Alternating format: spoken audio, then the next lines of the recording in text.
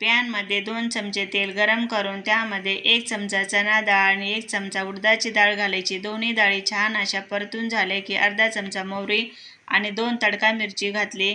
1 tomato cut करून घालायचं।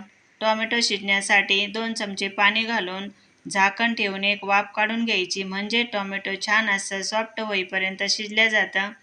थंड करून घेऊन मिक्सरच्या भांड्यामध्ये घालायचं। त्यामध्ये चवीप्रमाणे मीठ आणि 2 चमचे पाणी घालून मिक्सरला बारीक करून घ्यायचं आहे।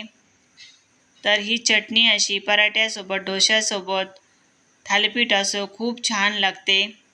तर बारीक करून घेऊन एका वाटीमध्ये काढून घेतली। पॅनमध्ये थोडासा तडका शिल्लक ठेवला, त्यामध्ये अर्धा चमचा जिरं घालायचं आणि हा तडका लगेचच त्या चटणीवरती घालायचा। एकदम मस्त चवीची अशी चटणी बनवून तयार होते।